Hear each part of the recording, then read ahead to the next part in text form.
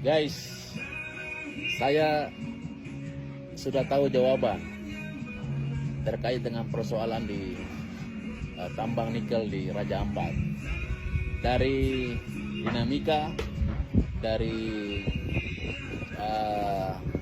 eksperimen yang terjadi, ada beberapa hal yang saya ingin sampaikan kepada publik agar kita semua mengambil peran untuk jangan kendor tentang penolakan terhadap tambang nikel di Raja Ampat. Yang pertama, kalau kita ikuti pernyataan Saudara Menteri SDM bahwa yang pertama bahwa ada dugaan keterlibatan asing dalam pemberitaan kasus tambang ilegal di tambang nikel di Raja Ampat.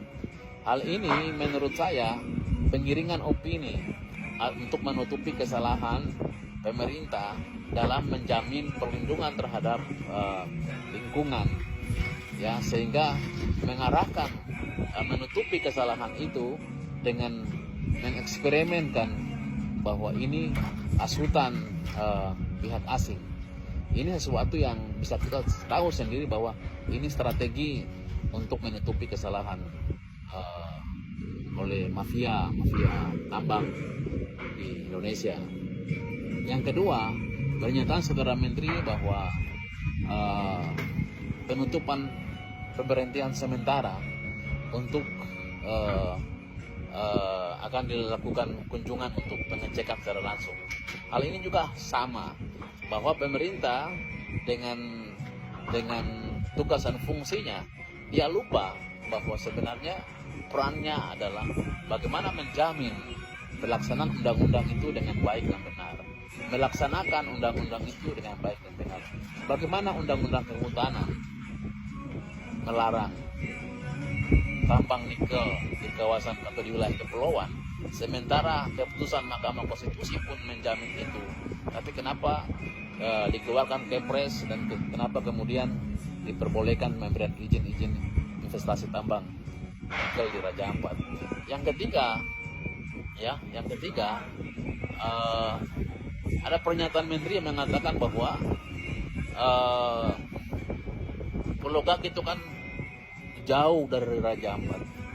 Ya, jadi pernyataan ini merupakan pernyataan yang bagi saya sudah memberikan kepastian bahwa pemerintah itu berpihak dan melindungi dan mengabaikan kerusakan lingkungan di kawasan wisata Raja Ampat. Dan yang ketiga yang menarik adalah terkait dengan kunjungan Menteri ke Pulau Gak.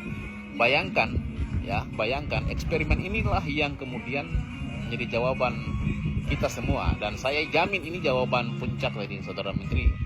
Ya, jadi ketika Menteri turun, yang demo itu atau orang-orang yang berteriak itu adalah orang-orang yang diduga itu disiapkan oleh perusahaan dan untuk memberikan apa yang menjadi keinginan perusahaan dan Saudara Menteri bertanya berkali-kali, itu kemudian direspon dan itu dibantu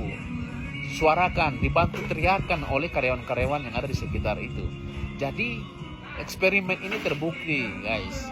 Jadi untuk kita, orang-orang pecinta lingkungan, orang-orang yang peduli terhadap pariwisata, orang-orang yang peduli terhadap negara ini, dari kalangan-kalangan orang yang ingin merusak, menghancurkan tanah air Indonesia, khususnya Raja Ampat, ayo kita bersatu, kita lawan.